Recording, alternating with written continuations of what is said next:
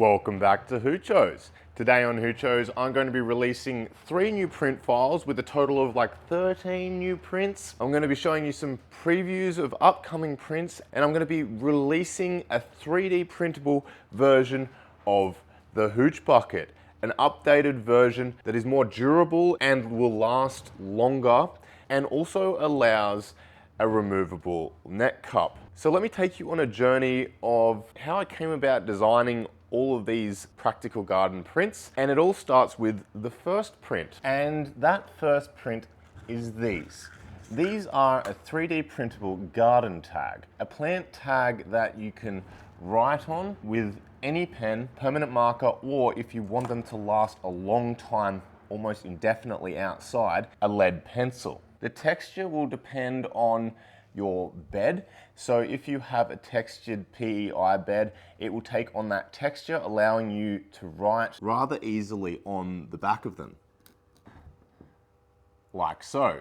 And they come in really handy in combination with our silicone seed raising technique. Now, some people have asked why I didn't just 3D print the names of the vegetables on here, and that's because the specific vegetable varieties that you're likely to be writing on this, it's just going to take too long to individually 3D print tags. And if there's enough interest, I will release some tags with the names 3D printed on them. We can utilize multiple color filaments to color tag plants using stuff like the Bamboo Labs AMS, but it's quite wasteful using multiple color filaments, so I kind of want to steer people in a different direction than that. So I posted this on the Facebook group, and a lot of the people following loved it. But one of the comments on there was from Sean, who said something along the lines of, I'd love to have a 3D printed tomato clip, and I couldn't agree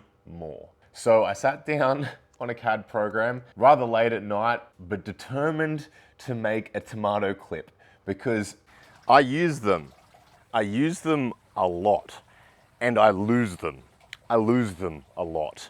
And these aren't cheap. These are commercial tomato clips, UV stabilized. They are about $64 per 1,000. The way that these work is they clip around whatever you're using to string up your plants, and then around the tomato, and that locks the clip in place on the string. This holds the plant not only against the string, but it holds it from falling as well. So I went into the CAD program with this in mind, and I designed this.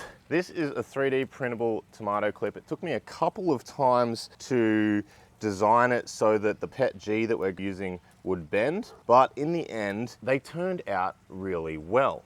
These are the clips, and they print really nicely with a 0.4mm nozzle. As you can see, they are quite similar because I obviously took inspiration from these clips, and they print without supports. They have a little grip so that you can clip the outside of the twine, and then they push together and they lock in place with a nice little snap.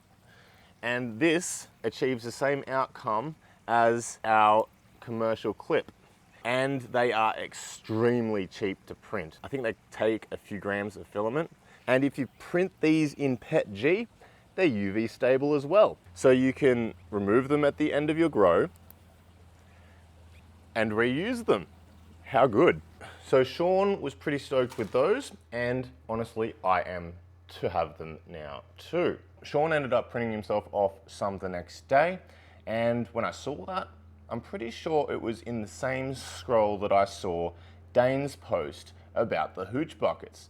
Now, the original Hooch bucket was my first ever 3D model. I'd never modeled anything before on any program. Originally, I actually went to Fiverr, and I wanted to have someone design an idea that I had. And I paid someone $50 to design me the bucket that I had in my head. And they actually designed this. And part of the stipulation of me contracting him was that it would be 3D printable. This monster of a design was not in any way, shape or form 3D printable without supports.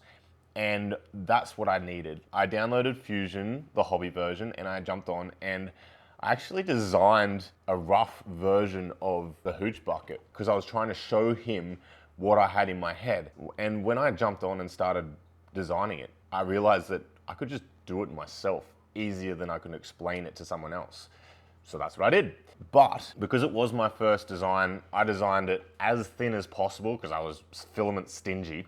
It was actually a pretty decent model, but I now realize that, you know, you want to print these things so that they last, and I have redesigned the Hooch bucket with that in mind. It does take slightly more filament. It's about 280 grams to print this, but it's got thicker walls, 2 mils all the way around now rather than 1. I've also redesigned multiple versions to cover all of the American downspout sizes. Thank you to Garrick. And another thing that I have done is, because I love the removable nature of this net cup, I've actually designed a version that has a hole for a net cup so that you can replace the net cup, because that is actually the thing that gets clogged up and broken the most in this design. So this is one of the original Hooch buckets that I grew in all those years ago. And as you can see, it's still got the media and roots in that net cup because it is so hard to get them out. And this is definitely like almost the most fragile part of it. So removing this, and you can see the roots in there, removing the fragility of that part is going to be really useful for a lot of people that want to print their own. It does require that you cut the edges off your net cup so that you can slide it into place, but that's absolutely fine. You just need a pair of scissors. There is also a version of this in the new file with a larger net cup so that you can make larger holes in your pipe and have a larger area to wick up through. These will probably require like a 20-degree support on the file, because even this version, you do kind of have a little bit of print fail on the seams at the top. So if you do have that, a 20-degree tree support takes it away completely, and it only costs 20 grams of filament extra or something. This is designed to be 3D printed. Obviously, this isn't. This would require way too much filament and support material to be feasible. That's why we had it injection molded. But I do want to touch on this. I am in development of multiple 3D prints that are going to go with this multi-bucket. For instance, this is a 3D printable lid, which just fits over the top, and you can seal the complete top with this little cap. So the reason I'm still developing these is, for instance, in a wicking system, these work great because you can just pop them over the top like so, and they block the light onto the media with no interference to the system whatsoever. And you can see it's a bit tight. Probably don't need these corner fittings. I think that just slipping over the top, I think, would be enough. But on an active Dutch bucket system such as this, where I've got a nutrient line behind, you can see that I've 3D printed clips which hold the line in place and utilize this hole at the back. So if I add this on, we can still feed the bucket, but we can't hold the clip with that hole. The obvious solution is to have a cutout, but that's what I'm working out at this point in time. And an update on the Hooch multi-bucket.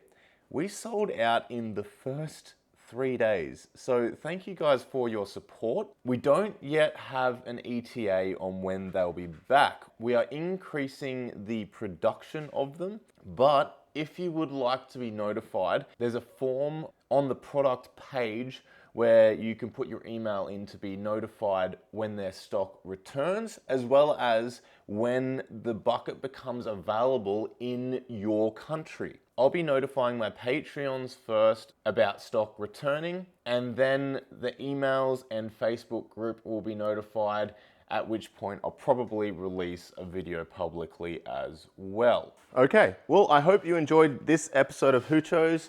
Heaps of 3D printing fun to be had, and I wish you a happy hydroponicking. I'll I'll see you next time on Hoochos.